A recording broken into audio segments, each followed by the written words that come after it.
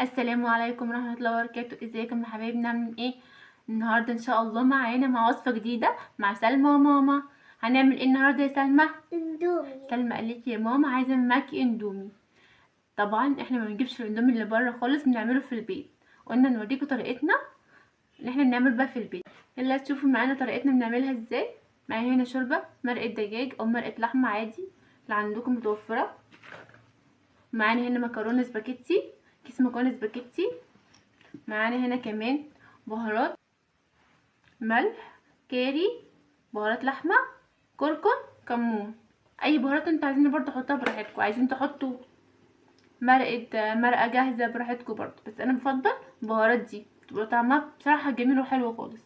يلا نجربها من بعض. اول حاجه هنقول بسم الله. هنحط الايه؟ المكرونه. فين يا سلمى؟ في الحله هنا. بسم الله في الشوربه دي. بسم الله. طبعا لازم نخلي اولادنا يساعدونا ويشاركونا في كل حاجه بنعملها، صح يا سلمى؟ صح يا هنقول لاصحابنا ايه؟ ساعدوا مامتكم فين؟ في البيت. صح. واسمعوا كلامها كمان. هنقلبها دلوقتي في الحله كلها. حطينا في الحله دلوقتي.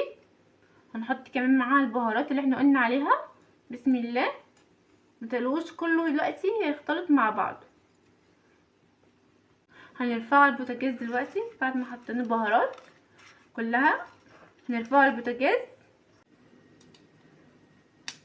ايه رايكم يا حبايبي بعد ما سويناه؟ ما شاء الله ما شاء الله. ايه رايك يا سلمى؟ حلو يا ماما. شكله جميل خالص، صح؟ ما شاء الله. ازاي حلو ازاي يا حبايبي؟ ما شاء الله. سيبناه يعني يجي 5 دقايق كده على البوتاجاز. انا بصراحه حطيت معلقه او نص معلقه سمنه بلدي.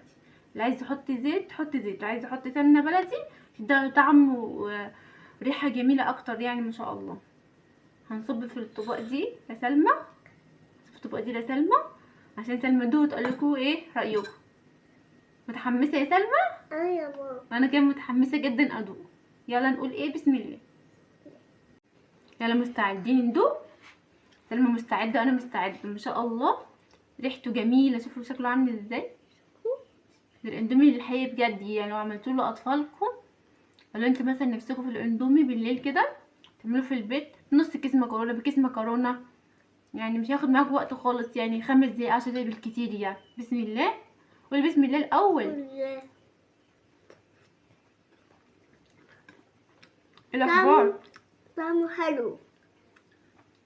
طعمه حلو والله. طعمه حلو والله. الف هنا يا حبيبتي. وريحته بصراحه يعني ريحته جميله. حطينا بهارات ايه؟ ملح، كركم، كاري، بهارات سبع، بهارات لحمه او بهارات فلفل اللي انتوا عايزين. انا قلت في الاول كمون بس انا ما حطيتش كمون، بس بصراحه طعمه جميل وريحته جميله خالص.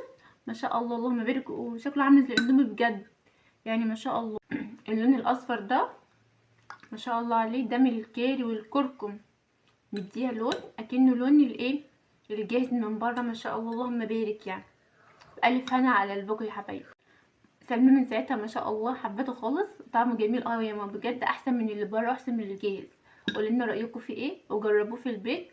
وحاجه مفيده وصحيه احسن من الجاهز اللي بره. حاجه مفيده جدا لاطفالنا. وطبعا ما ننساش ان هم يساعدونا في عمايل كل حاجه هم بيحبوها. ماشي يا سلمى؟ ماشي يا ماما. قولنا عايزين نعمل ايه وصفات تاني مع سلمى وماما. ولو عجبكم الفيديو ما لايك واشتراك في القناه عشان عيلتنا تكبر بيكم. باي. السلام عليكم ورحمه الله وبركاته.